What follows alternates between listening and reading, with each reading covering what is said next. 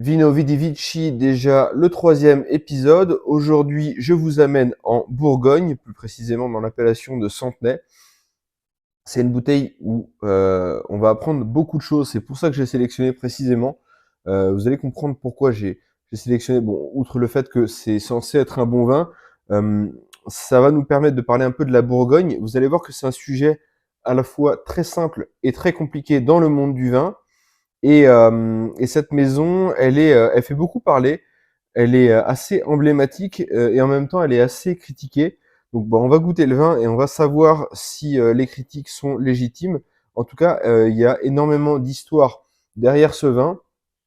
Encore une fois, une belle étiquette, mais vous l'avez peut-être déjà vu cette étiquette parce que c'est tout simplement la maison de Bourgogne qui vend le plus de vins de Bourgogne au monde. Donc, écoutez, sans plus attendre, je vous propose qu'on l'ouvre et puis on va prendre les sujets tranquillement un par un. Bon, évidemment, comme d'habitude, la loi française m'oblige à casser l'ambiance rapidement et à être un rabat-joie pour vous rappeler que l'abus d'alcool euh, est dangereux pour la santé et il faut le consommer avec modération.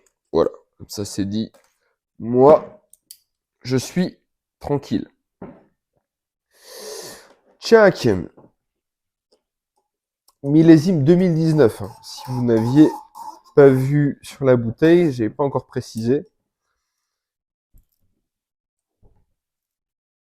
Donc un vin qui a à peu près 6 ans. En fait, quand ils ont 6 ans, ils n'ont pas 6 ans de bouteille parce que, on va en parler tout à l'heure, mais les vins sont d'abord récoltés, puis après ils sont vinifiés, élevés en chai, puis mis en barrique. Enfin, c'est tout un puis mis en bouteille. Enfin, c'est tout un processus un peu long comme ça qui peut durer environ 2 ans en France. Dans certains pays, ça peut durer plus longtemps, notamment en Espagne. Mais je vais en parler tout à l'heure parce que ça concerne la maison Jadot directement. Donc là, regardez, on est sur un pinot noir. La robe est très, comment dire, transparente. C'est typique de ces cépages-là. À l'inverse de, on avait vu le Bordeaux, c'était un rouge beaucoup plus, qui tirait beaucoup plus vers le noir, vers le foncé. Ça sent très bon. Je vais vous dire franchement, je savais pas forcément, j'étais pas certain de m'attendre à un grand vin. D'après ce que j'avais pu lire sur internet, sur ce millésime précis, mais globalement, on est vraiment sur un nez très bourguignon, avec un petit peu d'évolution.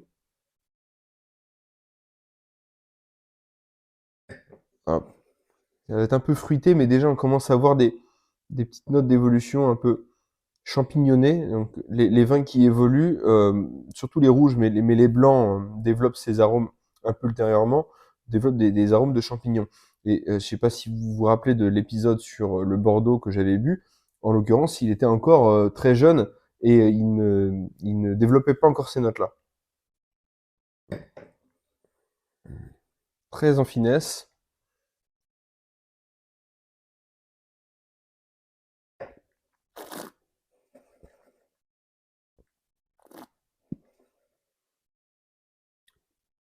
Waouh. Franchement, très agréablement surpris. Honnêtement, c'est vraiment un bon vin. Et il mériterait d'être gardé encore un peu. On sent que c'est un millésime avec du soleil. En fait, les millésimes plus solaires, ils ont ce qu'on va appeler des notes plus capiteuses, comme une espèce de sucrosité. Et ils mériteraient encore quelques années pour se calmer, pour s'adoucir, parce que c'est avec le temps que ce genre de notes qui sont un poil agressives tendent à disparaître aussi un petit peu. En l'ouvrant, là on vient juste de l'ouvrir, donc il va sans doute s'assouplir un petit peu, mais honnêtement, il y a du potentiel, et ce qui est vraiment très intéressant, c'est le nez. Donc, on va parler un petit peu de cette bouteille. Commençons peut-être par la région, si vous n'êtes pas forcément familier. Donc la région, c'est la Bourgogne. Aujourd'hui, c'est peut-être la région la plus en vue de la planète.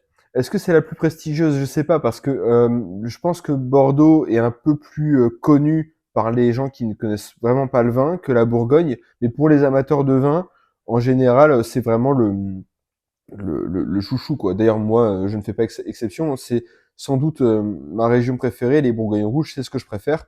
Et ce sont aussi les vins les plus chers de la planète. On monte jusqu'à 30 000 euros la bouteille. Donc là, on n'est pas à 30 000 euros, hein, c'est 1000 fois moins. On est à 30, 40 euros, plutôt 40. Mais c'est des vins qui sont extrêmement réputés et qui sont produits en relativement petite quantité. Ce qui fait que l'offre est énorme, la demande est toute petite. Pardon, c'est l'inverse. Parfois, les vignerons vous disent non, mais moi j'aimerais bien vous vendre, mais je n'ai pas de vin en fait. J'ai pas de vin à vous vendre parce que pour tout un tas de raisons qu'on va peut-être développer un petit peu après. Dans tous les cas, la Bourgogne, il y a tellement de choses à dire qu'il y aura plusieurs épisodes sur cette région, avec des vins de cette région. Mais il faut retenir qu'il y a seulement deux cépages. En rouge, le pinot noir. En blanc, le chardonnay. En vérité, il y a quelques autres cépages, ci et là, mais c'est plutôt des exceptions. On va retenir dans les grandes lignes, pinot noir pour les rouges, chardonnay pour les blancs. Et en fait, c'est ce que je vous ai déjà dit avec le chenin la semaine dernière, l'intérêt de ces cépages, en rouge et en blanc en l'occurrence, c'est que ce sont des cépages très très neutres, et donc ils vont très bien restituer la diversité dans les sols. Et en fait, c'est pour ça que c'est une région aussi fascinante, c'est que avec un seul cépage, on a une diversité et une variété de vins absolument inégalée. Et c'est une région qui est vraiment qui s'étend sur des kilomètres. Donc, je vais vous résumer un peu rapidement la géographie. Tout au nord, on va avoir les Chablis, qui sont faits à base de chardonnay, presque exclusivement. Il y a quelques Chablis rouges, mais c'est très rare. Ensuite, quand on descend, on va avoir ce qu'on appelle la côte de nuit. Donc là, c'est peut-être les rouges les plus prestigieux. Il y a un chien derrière. Désolé si vous entendez les aboiements derrière. Ça m'a interrompu. Donc, bref, la côte de nuit, c'est là où on va avoir les rouges les plus prestigieux de Bourgogne, notamment les Chambertin, les Romanée, Romanée Saint-Vivant, Romanée Conti, Vaune Romanée, etc. Qu'est-ce qu'il y a d'autre? Les Musigny, enfin bref, tout ce qu'on appelle les grands crus. Je vais revenir sur cette notion juste après. Après, quand on descend un petit peu encore au sud, on arrive en Côte de Beaune. La capitale de la Côte de Beaune, c'est Beaune, c'est même un peu la capitale des vins de Bourgogne. Et là, c'est une terre où on va avoir du rouge et du blanc, mais ce qu'il y a de plus prestigieux, c'est surtout les blancs, notamment les blancs de Montrachet. Il y a aussi les blancs de Meursault, les blancs, qu'est-ce qu'on va avoir d'autre J'ai plein d'appellations qui me viennent en tête, mais j'essaye de citer seulement vraiment les plus prestigieuses. Bon, je crois que c'est vraiment principalement Montrachet et Meursault qu'on devrait citer à ce titre-là. Pour les rouges, on va avoir Centenay, on va avoir Volnay, on va avoir Pommard, on va avoir les Côtes de Beaune. Mais c'est déjà moins prestigieux que ceux que j'ai cités auparavant. Et il y a les Cortons, voilà. Corton Charlemagne. Donc ça, c'est au nord des Côtes de Beaune, à la frontière des Côtes de Nuit. Et Corton, donc les Cortons tout simples, c'est les rouges. Les Cortons Charlemagne, c'est les blancs, en gros. Après, quand on descend encore un peu, on a ce qu'on appelle la côte chalonnaise, où on a notamment Givry et Mercurey. Et quand on descend encore, on va avoir le Mâconnais, où là, c'est principalement des blancs, donc Mâcon, Pouilly-Fuissé, Saint-Véran. Donc voilà, ça c'est le gros, le vignoble bourguignon en expliqué très rapidement. Et en fait, ce qui est très intéressant avec le vignoble bourguignon, c'est que c'est un vignoble qui a été façonné à partir de la fin du milieu du Moyen Âge par les moines. Donc, en gros, à partir du Xe siècle, il y avait deux principales abbayes, il y en avait d'autres, mais les deux plus importantes, c'était les cisterciens et les bénédictins. Et en fait, qu'est-ce qu'ils faisaient, ces moines? C'est qu'ils allaient recenser les parcelles. Donc les parcelles, je crois que c'est un mot que j'ai pas expliqué la dernière fois, mais en fait, une parcelle, c'est tout simplement une partie, une unité du vignoble. Et donc, il y a des parcelles qui vont donner un certain goût et d'autres qui vont donner un autre goût. Donc, les parcelles vont être classées selon la qualité du vin qu'elles donnent. Donc, on va avoir les plus prestigieuses qui s'appellent les grands crus, celles qui sont un cran en dessous mais qui sont déjà extrêmement prestigieuses, qui sont les premiers crus. Et après, on va avoir d'autres parcelles qui ne sont pas forcément classées, mais qui donnent un goût spécifique et qui sont parfois assez prestigieuses tout de même. Là, on est sur le Clos de Malte, qui est, si je ne m'abuse, c'est pas précisé sur la bouteille, mais qui est un monopole. Et en fait, ce qui se passe, c'est que les moines prenaient donc ils rassemblaient plusieurs parcelles. Ils disaient bon bah voilà, ici on va avoir le vin qui a un goût spécifique et ils les enserraient de clos. Donc c'est pour ça qu'on va avoir beaucoup de clos là-bas. Et le terme de clos est d'ailleurs il est même défini juridiquement. L'intérêt, c'était aussi de se protéger contre les vols. C'est un petit muret, bon, ça aide quand même, ça limite un peu la casse, parce qu'il y avait déjà des problèmes de vol de raisin à cette époque. Et ça aide aussi contre les, il me semble, les attaques de moineaux et d'autres oiseaux qui avaient tendance à picorer les raisins. Donc, le clos, on va parler du clos de Malte tout à l'heure, et c'est vraiment les moines qui ont façonné ce vignoble, et la légende raconte même qu'ils allaient jusqu'à, en fait, goûter la terre pour savoir s'il fallait installer une abbaye à proximité. Et en fait, c'était vraiment par rapport au potentiel du vin que, qui décidait de s'installer ici ou là. Donc c'est vraiment la preuve qu'ils accordaient énormément de place au vin. C'est vraiment une œuvre. En fait, c'est quand même fou de se dire que il y a 1000 ans, ces moines ont jeté les bases d'un système qu'on utilise toujours aujourd'hui, et ils ont poussé les exigences de qualité à un niveau en fait inégalé. Et ce système de classification des climats en Bourgogne, il est classé au patrimoine de l'UNESCO depuis 2015, je crois. Donc depuis 2015, on a consacré ce système qui est le plus complexe, le plus complet qui ait jamais été fait dans le monde du vin. Il y a d'autres endroits où on a des classements, mais il n'y en a aucun qui soit aussi poussé que celui de la Bourgogne. Et en plus de ça, il y a beaucoup d'autres endroits, par exemple, je sais pas, en Italie, à Barolo, on a parlé de Vouvray la semaine dernière, où il y a beaucoup de lieux-dits et de parcelles qui sont plus ou moins prestigieux, mais je ne crois pas qu'il y en ait autant qu'il y ait aucune région où il y en aura autant qu'en Bourgogne. En Bourgogne, c'est vraiment fascinant le nombre je crois qu'il y a 1231 crus, donc c'est absolument énorme. 1231, je pense que personne n'a jamais goûté tous les vins de chaque cru bourguignon. Non, 1240, pardon.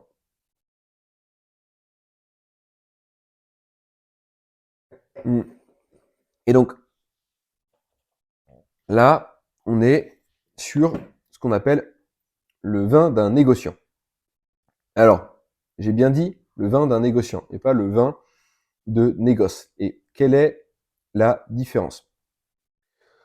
En gros, ce qu'il faut savoir, c'est qu'il y a un peu une division, on va dire un peu sommaire. C'est les vins des récoltants, des négociants, des récoltants, des viticulteurs, où tout est fait dans la maison mère. Donc le vigneron, il a ses vignes, il va récolter le raisin, il va les vinifier, il va les élever, il va les mettre en bouteille, et puis après il va les mettre en marché, il va les vendre, et les promouvoir. Mais il y a beaucoup de vignerons qui n'ont pas toute cette infrastructure, et donc qu'est-ce qu'ils font, pardon?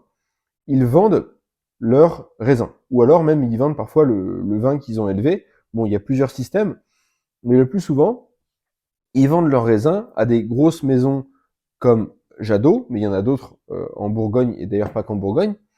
Il y en a aussi dans le Rhône, il y en a aussi dans la Loire, oui, il y en a dans la Loire, il y en a à Bordeaux, et ça va être les négociants qui vont prendre les raisins, les assembler parfois avec les raisins d'autres viticulteurs, et ils vont mettre leur étiquette sur la bouteille. En l'occurrence, ce vin-là, Jadot fait beaucoup ça. On estime que c'est à peu près 80-70% de la production qui est comme ça. Mais ici, ça, c'est des vignes qui leur appartiennent à eux. Donc, ils ont vraiment la maîtrise sur tout le processus. Et c'est très important de dire ça parce qu'en fait, si vous voulez, Jadot particulièrement, mais toutes les maisons de négoce, donc il y en a d'autres que je peux citer, il y a Drouin, Latour, Bouchard, Févelet, Bichot, c'est un peu les 6 plus grosses, les 6 plus connues. Mais Jadot, c'est vraiment la plus grosse. Et donc ces maisons, elles sont souvent critiquées parce qu'en fait, on estime que s'ils n'ont pas la mainmise sur tout le processus, de tenir les vignes jusqu'à mettre en bouteille, et bien en fait, bon, au long du processus, il peut y avoir des endroits où ils sont un peu négligents parce que bah forcément ils ont acheté le produit ils ont acheté le produit d'une autre personne, et donc ils sont pas en mesure de dire bah voilà, la qualité, il faut qu'elle soit au top de A à Z. Alors après ils ont un cahier des charges, ils ont des gens avec lesquels ils font confiance, ils travaillent avec des gens uniquement dans lesquels ils ont confiance, mais il n'empêche que ça limite quand même le contrôle sur toute la chaîne de production. Après il y a aussi ce phénomène qui est que on a tendance à toujours romanticiser ce qui est petit, le petit vigneron, le récoltant qui fait sa petite bricole un peu tout seul. Mais la vérité, c'est que ça, c'est un peu une image d'Épinal. La plupart des viticulteurs et des vignerons n'ont pas forcément envie de se dissiper sur tout un tas de métiers, et donc ils préfèrent rester sur un corps de métier spécifique, c'est-à-dire la viticulture.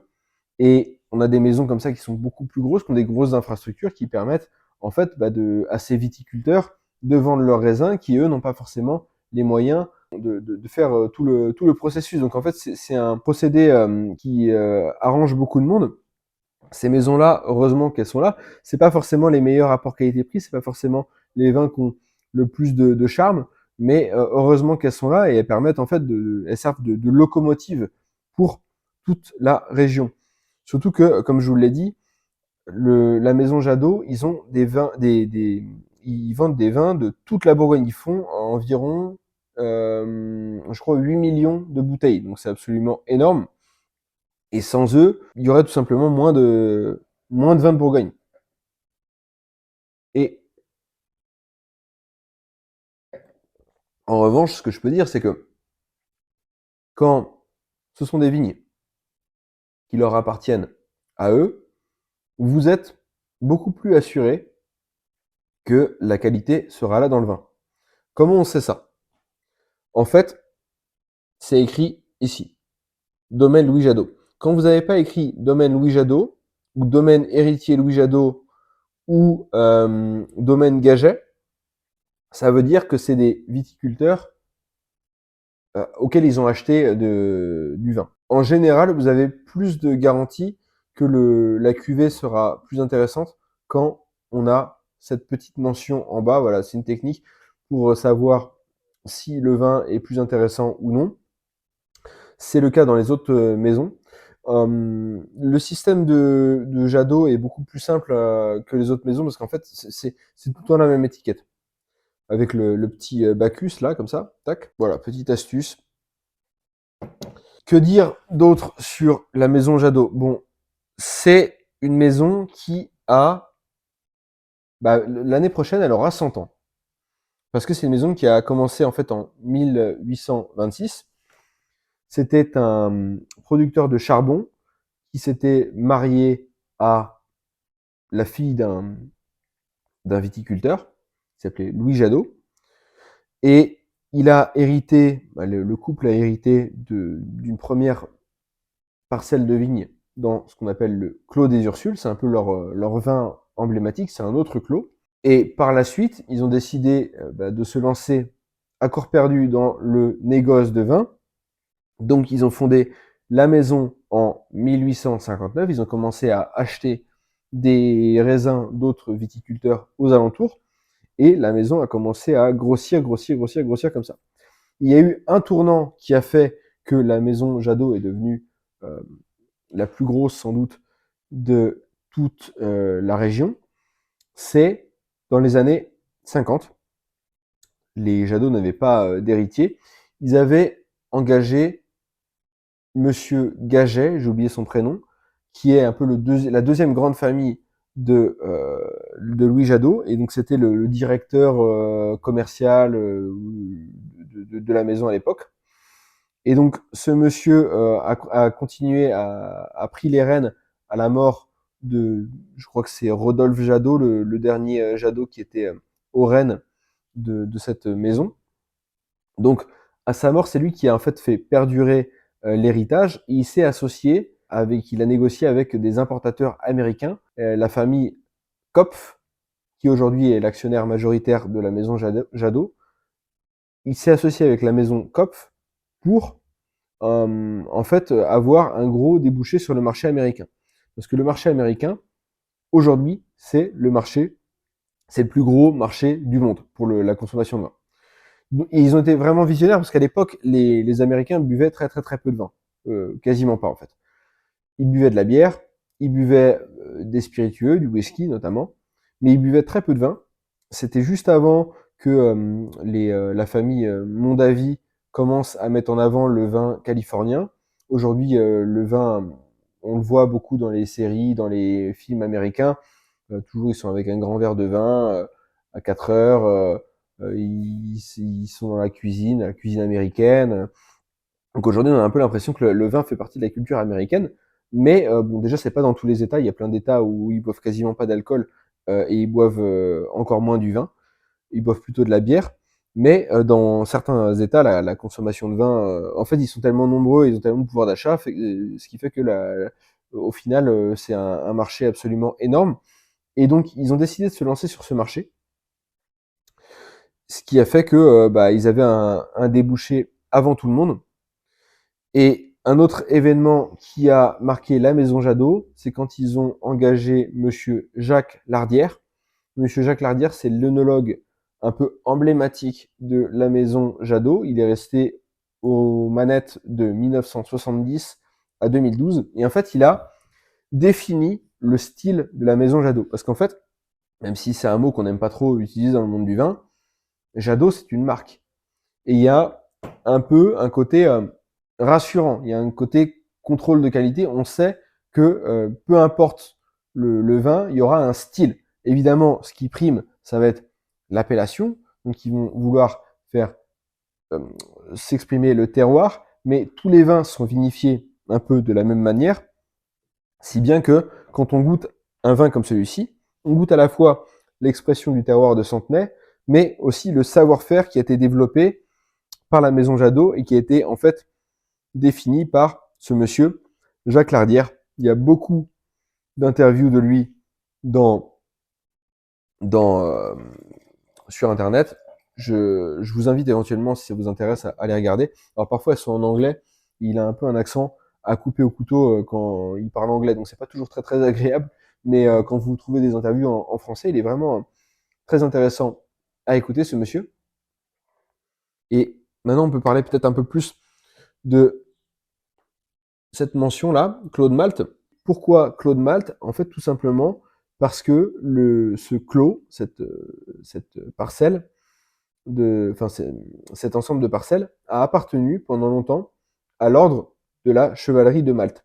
Et en fait, je trouve ça extrêmement intéressant d'analyser tous les noms comme ça qui sont donnés aux différents clos, parce qu'à chaque fois, ils renseignent un petit peu soit sur la géographie, soit sur l'histoire. Et c'est assez intéressant de voir à quel point tous ces bâtisseurs, en fait, ont façonné le vignoble français et notamment bourguignon. Donc, voilà, un très bon vin. Quelque chose que j'ai oublié dans les 2 premiers podcasts, c'est peut-être de vous indiquer un peu comment les consommer. C'est vrai que moi, je les bois à 11h parce que le palais est plus alerte à cette heure-là. 2, parce que pour tourner des vidéos, c'est mieux, la luminosité est meilleure dans l'appartement. Et en plus de ça, moi, cette bouteille, ce soir, je vais la boire avec un ami. Comme ça, elle sera ouverte, elle sera plus agréable à boire. Mais en temps normal, un vin, surtout un vin rouge, on va plutôt le boire on va le boire avec un mets. Et alors là, j'aurais peut-être 2 recommandations à faire. C'est plutôt soit des viandes blanches, par exemple un poulet rôti, ça c'est vraiment le genre de vin. Par exemple, le dimanche midi avec un poulet rôti, c'est plutôt pas mal si on veut plutôt du rouge. Les viandes blanches vont aussi bien avec des vins blancs, mais bon, avec le plat de résistance, on aime bien un vin rouge. Donc, Centenay, poulet rôti, c'est plutôt pas mal. Et c'est aussi un vin rouge qui va bien sur un plateau de fromage. Et ça paraît pas forcément évident parce que, en fait, sur un plateau de fromage, il vaut mieux mettre un vin blanc.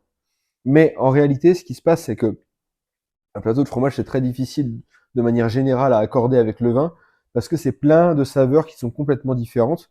Et donc, qu'est-ce qu'on va chercher? On va chercher un meilleur dénominateur commun. Or, le vin blanc est un meilleur dénominateur commun. Il va se marier avec plus de choses.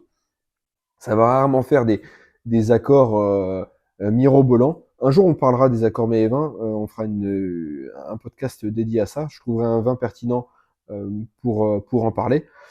Mais le vin rouge, en général, jure avec beaucoup de fromage sur le plateau, notamment les chèvres, surtout les vins rouges style Bordeaux, tout ce qui est cépage Merlot, Cabernet, ça va donner des sensations très désagréables. Mais ça, c'est pas terrible non plus sur un chèvre. Tout ce qui est fromage bleu. Alors sur un fromage bleu, c'est le vin va se faire écraser et ça va donner une sensation très très désagréable en bouche. Donc en gros, si vous avez du gorgonzola ou du roquefort, si on veut rester en France, et un crottin de Chavignol sur votre plateau, bah en fait déjà ça fait deux fromages avec lesquels le vin est flingué. Avec le comté, on peut mettre certains rouges, mais honnêtement le blanc va mieux. Le camembert avec le rouge, c'est une catastrophe. Donc si on prend voilà comme ça un peu tous les fromages préférés des Français, ça en laisse très très peu pour le rouge. Mais il y en a quelques-uns qui passent bien, style bah par exemple ça va pas donner un accord mirobolant avec le comté, mais ça peut être ça ne jure pas, disons. Qu'est-ce qu'on peut avoir des fromages de brebis, ça passe bien aussi. Enfin, en fait, c'est un vin qui est euh, qui est plus léger. Et si on veut du rouge sur un plateau de fromage, il vaut mieux un vin plus léger, tout en prenant en compte qu'il y a certains fromages qui, dans tous les cas, avec lesquels c'est absolument rédhibitoire. Mais on parlera de ça un autre jour, peut-être même que plutôt qu'un podcast sur les accords mets et vins, je devrais en faire plusieurs, et notamment un sur les plateaux de fromage, et je trouverai un vin qui sera pertinent pour en parler. Donc voilà, mais si vous voulez un plat de résistance, une volaille, c'est pas mal. Un veau poêlé, c'est bien aussi. Et une autre recommandation, là, voilà, on est en 2019, mais moi, honnêtement, j'attendrai encore. Ouais, j'attendrai encore. Ouais, 5 ans. Si je pouvais attendre 5 ans, je pense que le vin serait encore meilleur, encore plus en finesse et encore plus pertinent à boire. Voilà, podcast, je crois, un peu plus court. J'ai pas forcément le temps que j'ai passé à vous parler de ce vin-là. J'espère que ça vous aura intéressé. On développera d'autres sujets sur la Bourgogne plus tard, mais celui-ci, vous pouvez y aller. Centenay Clos de Malte, vraiment pas mal. Et je pense que la prochaine fois qu'on parlera de la Bourgogne, j'essaierai plutôt de prendre un blanc et un blanc d'une maison indépendante. Comme ça, on pourra voir une autre perspective d'une autre région. Comme ça, on verra un peu la diversité de la Bourgogne. Sur ce, chers amis, à bientôt et on se retrouve la semaine prochaine. Ciao!